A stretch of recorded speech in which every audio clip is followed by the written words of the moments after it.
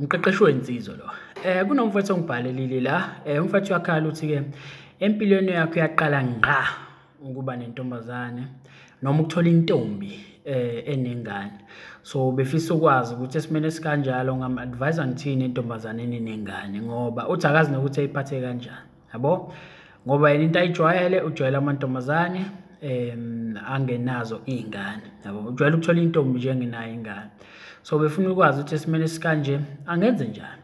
Kodwa ubhalile-ke umfowethu wathi-ke kunjani mqeqeshi Nkunzi? Nginombuzo la.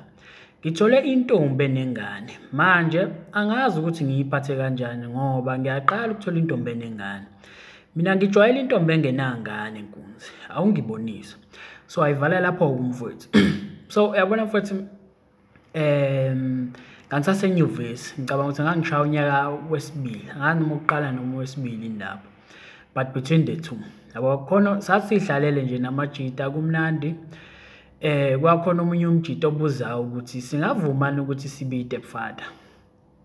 Like uthandane nomuntu onengane ukhulise nje ingane engayona yakho. So nami ngaba omunye walowo majita asha phansi ngonyawo ukuthi nje ngeke ngikhulise ingane engayona yami mina ngeke asha phansi ngonyawo. Nezinye ke insizwe eziningi ezazikhona zaphika kwavuma abambalwa, yabo? So nama ngisoli ngale ngokuphika kwami ngaleso sikhathi ngoba imajority yami ngaleso sikhathi kanti nezinto engase ngiyibonile experience yami nje yayingakakhulu ngokwanele, yabo?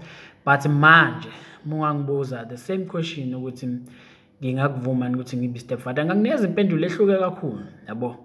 Ngoba emva kwesikhathi mfethu uyabona ukuthi akuyi ngokuthi umuntu muhle ebusweni unomzimba omuhle ome kahle, yabo? Akuyi ngalokho, yabo? Into ebalekile ukuthi umuntu mangabe la eduze wakho uzizwa kanjani ngaye, yabo?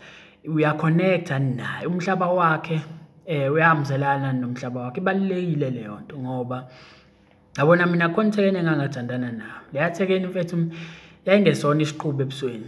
But umzimba wawo yayime kahle, yabo? Ngathi mangihamba nayo ngizizwe cha ngihamba nenkosazane la abantu bencoma. But the problem yabona mangabe sesinaso babili ngangazizwa kahle ngoba izinto ezikhuluma umhlaba wayo nje izinto esizibonile ongahambiselani nowami. So njalo kumele ngipretend lo ngishaya ngathi ngiyahleka into engahlekisi, yabo? So nje kwakungathi nje singavele sihlangane senze lento esenzayo bese siyahlukana nje, yabo? So sasingaconnect nakancane. Angazi kuyona ke mhlambe ayiconnecta yona but mina nje mfethu ngangayifili ngendlela esimanga ngoba yayi negative ngalendlela esimanga. Ibona intombazane siyazi comparison nayo njalo kumele ngilonge ikhumbuzo ukuthi hayibo yazi umuhle kanjani, yabo? Nje njalo ngilonge imotivator manje, yabo? So nje ubuhle bayo mangabe sindawonye bagcina ukunconywa abantu but mina manginayo ngangayizwa, yabo? So enqondo ukusho kwena mfethu ukuthi uyazi umuntu ukuthi unomzimba onjani oright muhle ebusweni. Into ebalekile ukuthi uzizwa kanjani mangabe nawe uyaconnecta naye, umhlaba wakho uyahambiselana nomhlaba wakhe, yabo? Umuntu uma uconnecta naye awudingi nokuthi uzushaya ama-jokes kanjani uwacreme uwasho masuna cha, ukuthi uma uxoxa nje into yakwenzakalela mhlambe before uzixoxela nje kuyena iba interesting, iyamhlekisa cause niya-relate nalo muntu, yabo? Naye mangabe kuxoxela kuba same thing, yabo?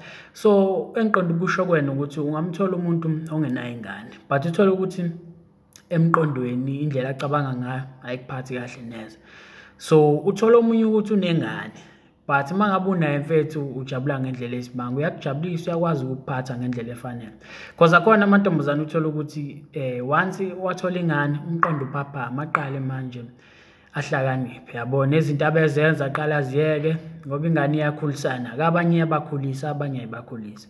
So ukuthi umuntu unengane mfethu kuya ngabe umuntu mangabe umthanda mfethu ukuthi unengane lokho akuchaza ukuthi sekumele angathandwa, yabo? So mangabe ugcwele ngaye kuphatha kahle ukuthi unengane akusho lutho lokho. But ebalekile kumele wazi ukuthi ubaby daddy ngabe basakhiyana na. So mangabe ethi abasakhiyani ayikho inkinga, yabo? But mangabe ethi futhi usakhona bayakhiyana kumele wazi position yakho lapho, ungazitholi usuphuka inhliziyo ngoba yabona mangabe sakhona awufuni phela ukugcina kumele understand ukuthi umephi ngoba uzogcina phela usuphuka inhliziyo usukhale, yabo? So kumele ukwazi lokho mangabe ekhona wazi ukuthi umephi futhi mangabe engasekho futhi wenze sure ukuthi njengoba ethi akasekho ngempela angakwenzi isilimo, ngoba khona amanye amathekeni uthole ukuthi ubaby daddy mhlawumbe uyamziba noma akasamnika isikhathi bese ethi hayi bahlukene kwenza isilimo, ucabanga ukuthi akasekho kanti usakhona, yabo. So kumele wazi ukuthi usakhona noma akasekho, yabo,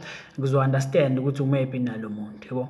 But mfethu umuntu ukuthi unengane akusho lutho lokho, yabo, as long as umthanda, ngoba bakhona abantu uthole ukuthi umdala ngane u-right, umzimba u-right, ebusweni muhle, but uma ngabe unaye awuzizwa kahle, yabo. So kukuwena mfethu ukuthi umuntu wakho lo onengane ukuphethe kanjani. Uma ekuphethe kahle futhi walikho icala lapho ukuthi unengane akusho ukuthi kumele angabe sathanda, yabo.